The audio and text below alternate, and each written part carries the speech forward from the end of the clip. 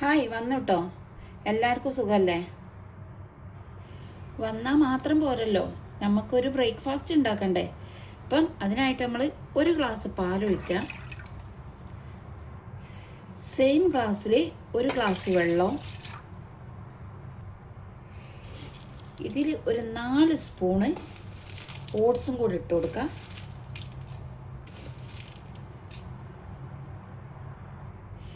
ഇനി ഇതൊന്ന് നമുക്ക് കുറുക്കിയെടുക്കാം.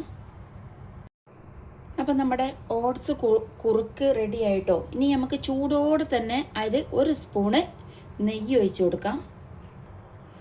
കുറച്ച് ഉണക്കമുന്തിരിയും കൂടെ ഇട്ട് കൊടുക്കാം.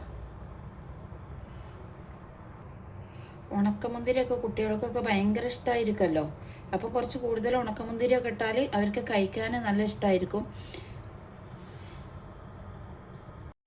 ഇനി ഒരു പാനൊന്നൊരു 1/2 ഗ്ലാസ് വെള്ളം. ഈ വെള്ളത്തിലേക്ക് 1 സ്പൂണ് ചിയ സീഡ്സ്. ഇതൊരു 5 മിനിറ്റ് മാറ്റി വെക്കാം. 5 മിനിറ്റ് മാറ്റി വെക്കുമ്പം ഇതെല്ലാം കുതിർന്ന് നല്ല നിറയെ ഉണ്ടാകും. ഇത് മാറ്റി വെക്കാം. ഇനി ഈ ഡ്രിങ്ക് തയ്യാറാക്കാനായിട്ട് കുതിർക്കാൻ വെച്ച ചിയ സീഡ്സ് നമുക്ക് ഇതിലേക്ക് ഇട്ട് കൊടുക്കാം, ഗ്ലാസ്സിലേക്ക്. പിന്നെ ഇതിലേക്ക് ഒഴിക്കുന്ന സ്ട്രോബെറിയുടെ സിറപ്പാണ്, അതും കുറച്ച് ഒഴിച്ചു കൊടുക്കാം.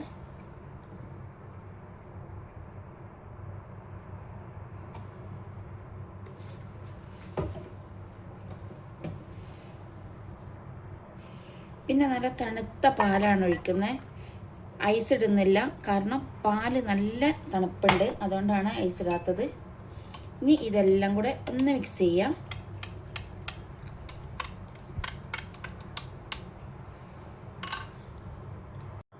ഇപ്പോൾ നമ്മൾ ഇന്നത്തെ ബ്രേക്ക്ഫാസ്റ്റ് ഒക്കെ റെഡി ആയിന് കേട്ടോ. ഇതാ സ്ട്രോബെറിയുടെ ജ്യൂസും പിന്നെ ഓട്സ് കുറുക്കിയതും അതിൻ്റെ കൂടെ 2 മുട്ട പുഴുങ്ങിയതും, ഇതിൻ്റെ കൂടെ കുറച്ച് ഉപ്പിട്ട് കൊടുക്കുന്നുണ്ട്. പിന്നെ ഇടുന്ന ബ്ലാക്ക് പേപ്പറാണ്, കുറച്ച് കുരുമുളക് പൊടിയും കൂടെ ഇട്ട് കൊടുക്കുന്നുണ്ട്. ഫ്രൂട്ട്സിനായി ഇന്ന് വെച്ച് കൊടുക്കുന്നത് ഷമ്മാമാണ്. ഷമ്മാമ് ചെറുതായിട്ട് കട്ട് ചെയ്തത്, നല്ല സ്വീറ്റ് നല്ല മധുരമുള്ള ഷമ്മാമാണ് കേട്ടോ.